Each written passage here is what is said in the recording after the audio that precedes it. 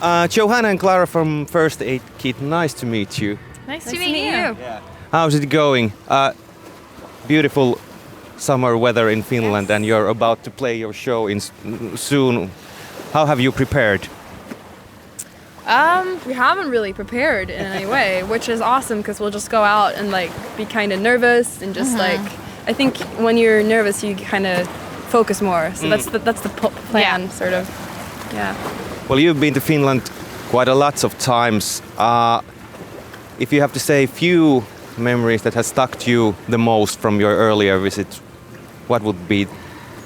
Well, I think our first time at Ruisrock was pretty special. That was like 2009.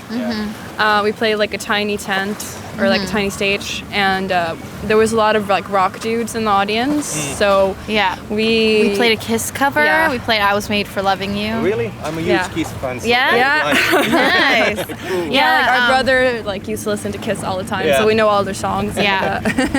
So we did that song, and I got everyone to sing along. Really? So, Really yeah. fun, yeah. Well, how much have you had time to like visit festivals as a guest? You know, not like as an artist. Not that many times. No. But usually when we go to festivals, we do have some time to like check out other bands, Which is really fun. Like that's Yeah. a big part of why it's so much fun to play festivals, because we get a chance to also see other bands that we really like, and new bands too.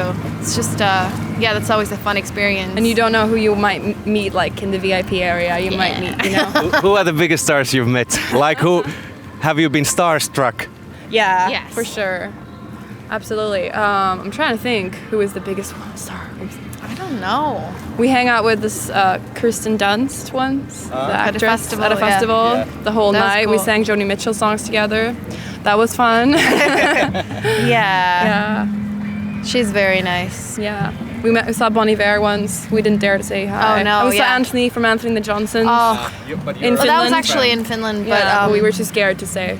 That say was in anything. Ilosaari Rock. Yes, Yeah. exactly. Yeah. And I saw him, and I was just like, I adore him. Like, he's amazing. But I saw him, and I was just like, he's too cool. I can't talk to him. Really? I have no idea what I'm gonna say. I'm Yeah. just gonna look like an idiot if I talk to him, because everything that I could, it's just kind of like someone that's meant that much to you. They've given you something that you can't explain. You don't want to be another fan who's like, I love your music. Yeah, and but you don't also like.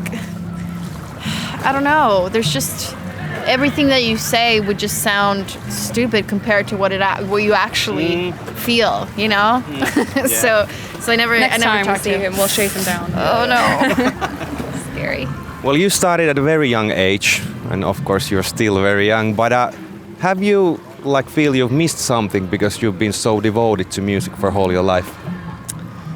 Not really. Like I feel like we get to do so much stuff when like our friends were in school. We got to travel the world and see things and just grow as people. I think through that. But I mean, of course, we miss our family, we miss our friends when we're on tour, and you kind of have to sacrifice a lot. But I don't think so at all. Like I think we're really happy. Except high school.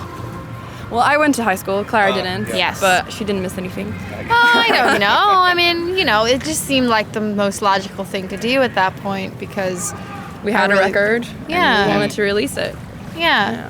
I really wanted to go out there and make music, and I think it was the right decision. It seems so. Come back to school someday Yeah. if you want to. Well, your latest album, Stay Gold, which, by the way, is an awesome album. Oh, Thank you.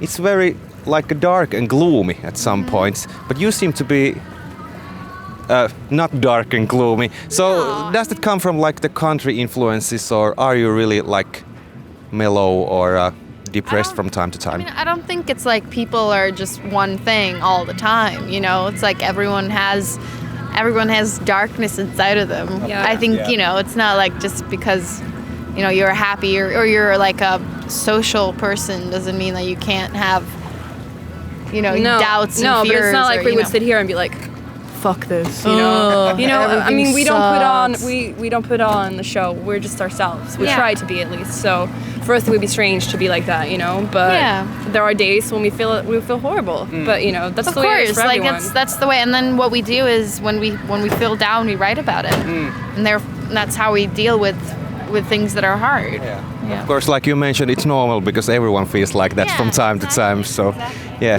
First Aid Kit has always been like a family business, so to speak, because your dad played a bass on your. Has he played on all your albums? He's played on all the albums, and he produced our first 2 records. Yeah. Does it ever get like boring because you are so close to each other? Because when you are on tour and your family's all the time with you, so it's like I want to be on my own. No, but you know, you can have your own personal space, you know, if you want to. Definitely, you know. I mean, we take time off each other all the time. We just go like, I go take a walk somewhere, or when we're not touring, we don't live together. So, you know, when we tour, we get to like see each other and be like, hey, what up, you know? Well, we get to miss each other. But we've always been like a very tight family. Like we've always been best friends, Klara and I. And our dad's super cool, you know? Yeah. He's a great guy, and he's a great sound guy. So. And he's a great bassist, so, you know, yeah. So props to your dad, of course. Yeah. Well, your music is very touching, and of course, I would assume that lots of people like have come to you and tell of stories how your music has like touched them or influenced them. Do you remember any like particular stories from your fans?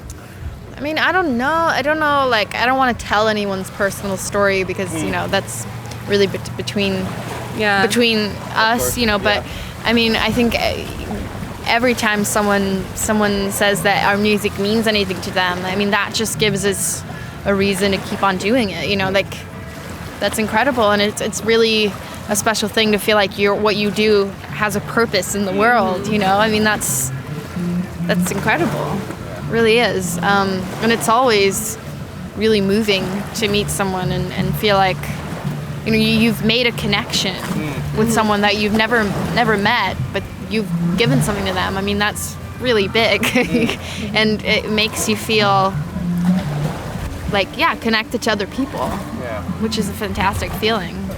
Probably the best thing or feedback artists can get is if someone comes and tells that your music means a lot to them. So yeah, absolutely. Exactly. Yeah, when they mean it, for sure. Yeah. Of course, you've achieved lots of cool things like recording at Abbey Road Studios or playing at Radio City Music Hall in New York, which is insane. Yeah. But if you had named one high point of your career so far, what would it be? Oh, it's so hard. It is really hard, and I mean, many things. Probably this when you're sitting here in Turku right now on a sunny Sunday. But it's just like impossible to just pick one because there are so many. You know, there's like we performed and met Paul Simon. That was pretty cool. Performed for him. And Patti Smith, meeting her as well. Yeah. And the famous story that she cried when she heard play. Yes. Yeah, we've told that story many times. Yeah, no, I mean it's that's crazy, you know.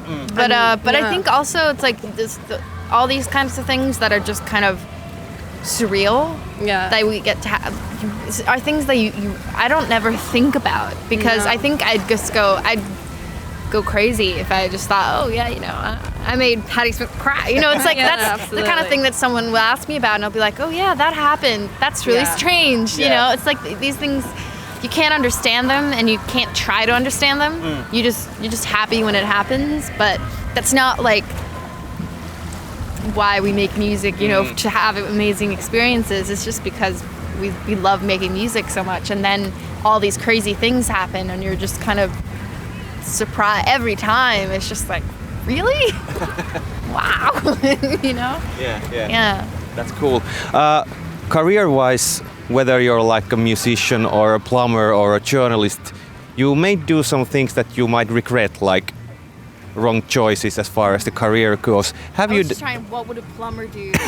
you know, maybe like put a wrong pipe somewhere.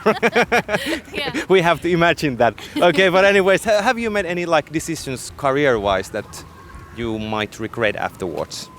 No, I don't think we should say what those are because that's like strange. I don't know. But I don't think we have. I mean, it is a big, you know, you are away from your family a lot and your friends, and I mean that's a big kind of sacrifice that you have to make, but at the same time you get to do something that you love. I mean, and I can't really see it working any other way. So I don't know. I mean, there's no point in regretting things, is there? I mean, because you can't go back and change it. That's just I don't the way. think we regret anything we've done, you know? We're just No. thankful for all of it. I mean, you can wish, sometimes you wish I wish I had reacted differently, or, I wish I had done something differently, but you can't. So you just have to deal with whatever happens. You just have to move forward. I mean, that's really how I kind of see.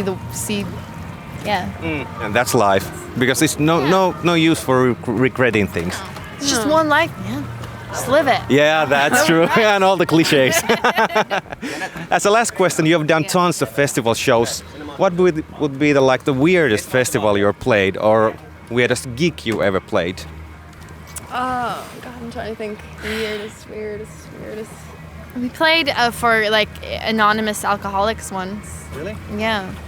That was our third show ever. Yeah. It was supposed to be in a cafe, but then it got moved to but it wasn't It wasn't weird. I it mean, was just it was a boring. fun. It was an office. Yeah. Sometimes just we kind do of shows that are stage. kind of weird, like when we do, shows private corporate shows for people, because you have to make money. and because some of them are kind of weird and awkward, but People are sitting just and clapping their hands. yeah, and people who don't know who we are, and just Yeah. sort of businessmen, but That's kind of the reality of making music Today, it's like, to be able to survive and do what you do, you have to kind of do those things, which And everyone does that. Rolling Stones plays corporate shows. So. yeah. I mean, But I'm thinking in terms of weird, I think just playing Glastonbury Festival is super weird every time because it's so big, humongous. Yeah. It's just when you go up a hill and you see the whole festival area, it's just it never ends. And just being part of that is crazy. Okay. Yeah.